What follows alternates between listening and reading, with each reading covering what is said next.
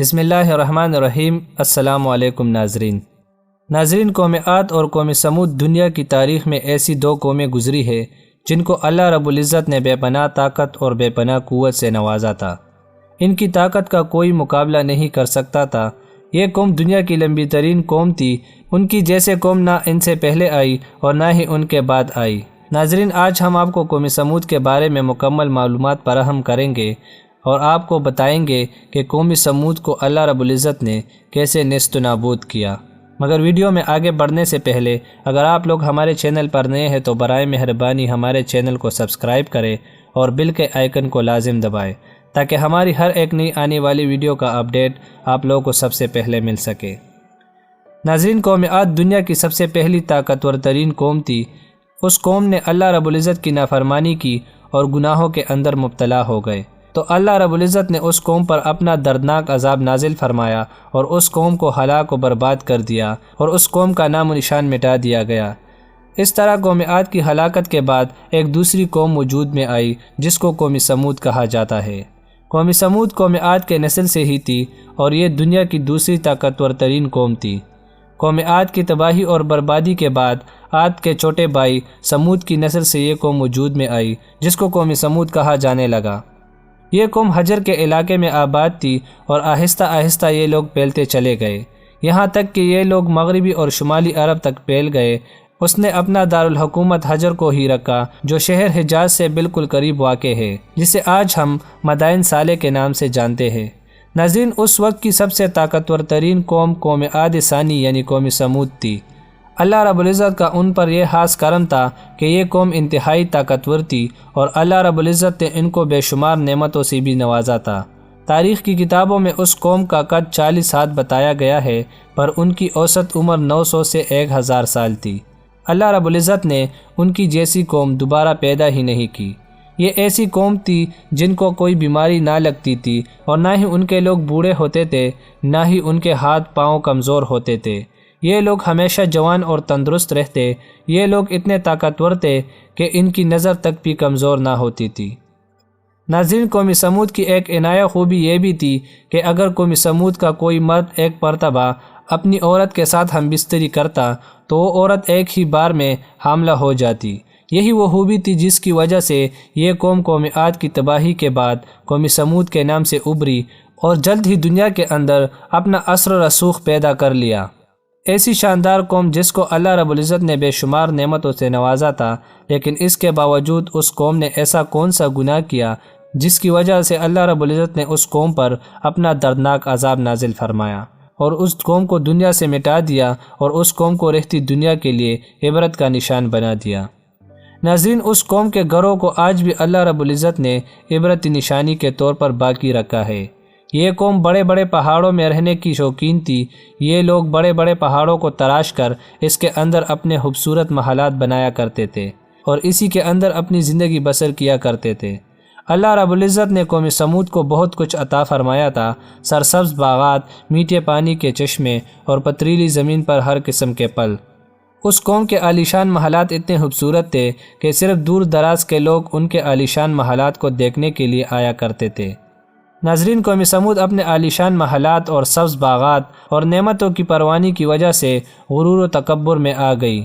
یہ سرکشی کے نشے میں دھت ہو کر اللہ رب العزت کی نافرمانیاں کرنے لگے اور اللہ رب العزت کی وحدانیت کو چھوڑ کر اپنے ہاتھوں سے تراشے ہوئے بتوں کی پوجا کرنے میں لگے، اور یہ بات بھی بلا بیٹھے کہ کچھ عرصہ پہلے اللہ رب العزت نے انہی کے قوم پر انہی گناہوں کی وجہ سے اپنا دردناک عذاب نازل فرمایا تھا اور اس قوم کو دنیا سے مٹا دیا تھا۔ ناظرین، اس دنیا کی طاقتور اور بدبخت قوم پر اللہ رب العزت نے اپنے پیارے نبی حضرت صالح علیہ السلام کو مبعوث فرمایا تھا۔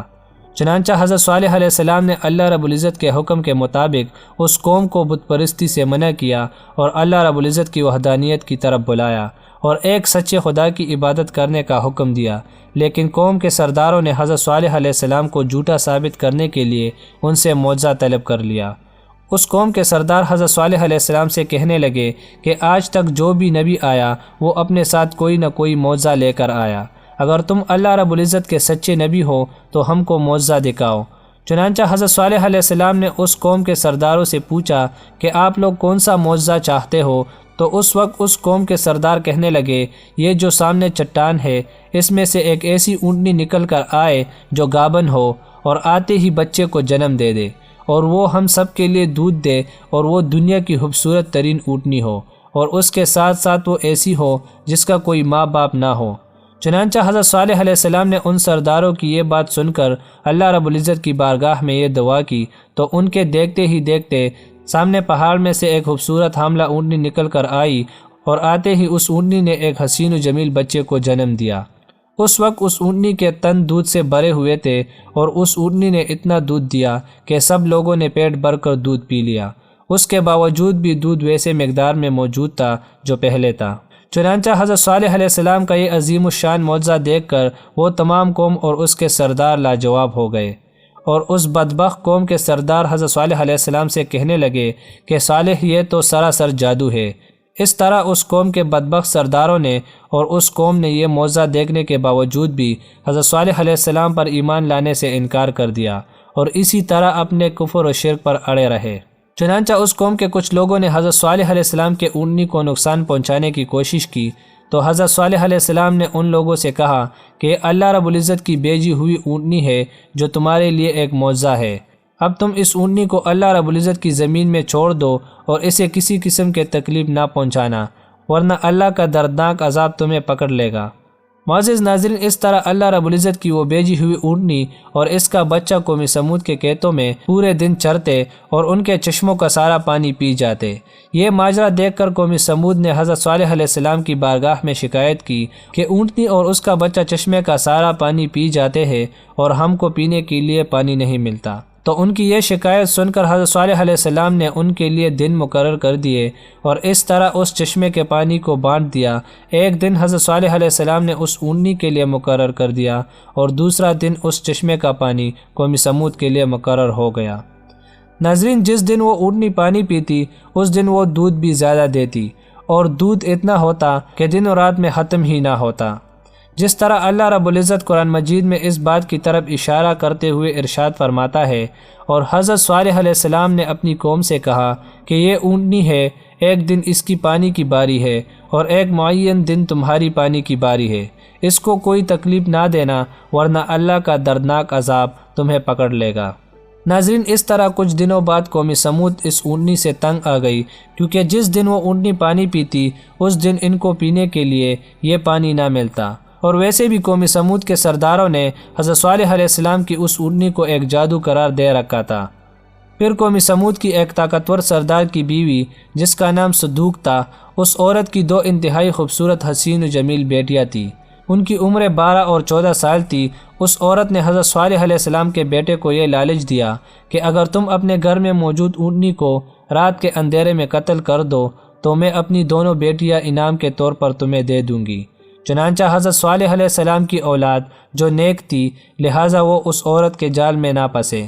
پھر اس کے بعد اس صدوق نامی عورت نے پوری قوم میں یہ اعلان کر دیا کہ جو بھی شخص حضرت صالح علیہ السلام کی اونٹنی کو قتل کر دے گا، میں اپنی دونوں کنواری بیٹیوں کا نکاح ان کو دے دوں گی۔ اس عورت کا یہ اعلان سنتے ہی اس قوم کے 2 نوجوان جس کا نام مصدع ابن دہر اور کدار بن صالب تھا، ان دونوں بدبختوں نے مل کر حضرت صالح علیہ السلام کی اس اونٹنی کو ذبح کر دیا۔ اس طرح اللہ رب العزت کی بھیجی ہوئی اونٹنی کو ذبح کرنے کے بعد قوم سمود حضرت صالح علیہ السلام سے کہنے لگی کہ اگر تم اللہ رب العزت کے سچے رسول ہو تو ہم پر وہ عذاب نازل کرو جس عذاب سے تم ہم کو ڈراتے ہو۔ اس طرح اس اونٹنی کے قتل ہونے کی خبر سن کر حضرت صالح علیہ السلام بے حد پریشان ہوئے اور زار و قطار رونے لگے۔ چنانچہ اس طرح اس اونٹنی کو قتل کرنے کے بعد اس بدبخت قوم نے حضرت صالح علیہ السلام کو قتل کرنے کا بھی ارادہ کر لیا۔ جس طرح اللہ رب العزت قرآن مجید میں ارشاد فرماتا ہے، آخر کار انہوں نے اونٹنی کو قتل کر دیا اور اپنے پروردگار کے حکم سے سرکشی کی اور کہنے لگے کہ جس چیز سے تم ہم کو ڈراتے ہو، اگر تم اللہ رب العزت کے سچے پیغمبر ہو تو اس عذاب کو ہم پر لے آؤ۔